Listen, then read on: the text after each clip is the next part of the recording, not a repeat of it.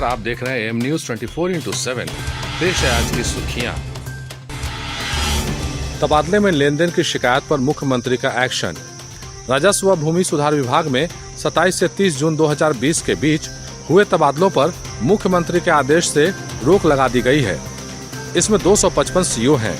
मुख्य सचिव दीपक कुमार ने कड़ा एक्शन लेते हुए विभाग को तबादले की पूरी फाइल मुख्यमंत्री के सामने पेश करने का आदेश दिया है। मुख्य सचिव ने कहा कि अब इस पर सघन जांच की जाएगी। मुख्यमंत्री अब इन तबादलों की फाइल खुद देखेंगे और इसके बाद ही कोई फैसला लिया जाएगा।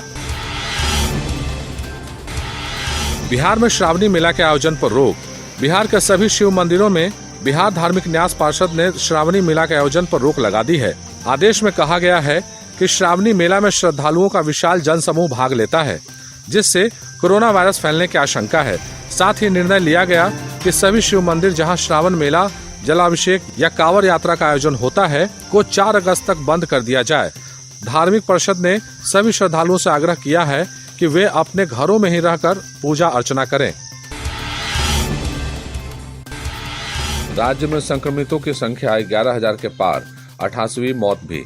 शुक्रवार को सरकार द्वारा जारी आंकड़ों के आधार पर राज्य के कुल संक्रमितों की संख्या 11,460 है, जिसमें एक्टिव मरीज 2,884 है और 8,488 कोरोना संक्रमित मरीज संक्रमण को परास्त करने में सफल रहे हैं।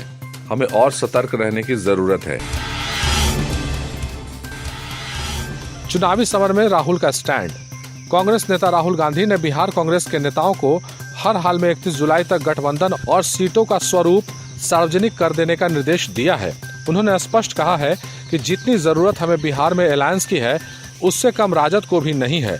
ऐसे में लोकसभा चुनाव वाली गलती न दोहराते हुए इसी महीने महागठबंधन जमीन पर दिख जाना चाहिए। चीन कर सकता है चोर दरवाजे से भारत में इंटर।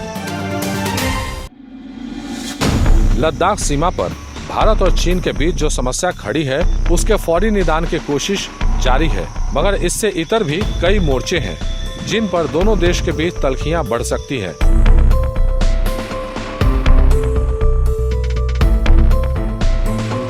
डिजिटल क्षेत्र में 59 चीनी ऐप को प्रतिबंधित करके नई दिल्ली ने बीजिंग को यह साफ कर दिया है कि अब वह उससे बहुत ज्यादा सहायता की उम्मीद न रखे। इस बीच एक खबर यह आ रही है कि चीनी कंपनियां थर्ड पार्टी एंट्री के जरिए भारतीय बाजार में आर्थिक घुसपैठ की कोशिश में जुट गई है। इसके लिए वो सिंगापुर व हांगकांग जैसे देशों के व्यापारिक मार्ग का इस्तेमाल कर रही है। जाहिर है, इन देशों के साथ हमारा मुफ्त व्यापार समझौता है और इसके अलावा भी अनेक द्विपक्षीय करार भी है। यदि ऐसा है तो यह न सिर्फ अवैध कारोबार है, बल्कि यह हमारे घरेलू उद्योग के हितों को नुकसान पहुंचाने वाली धूर्तता भी है। यह कोई ढकी छिपी बात नहीं है कि पिछले कई वर्षों से दुनिया के बड़े बाजारों पर कब्जा करने के लिए चीन हर मुमकिन कोशिश कर रहा है।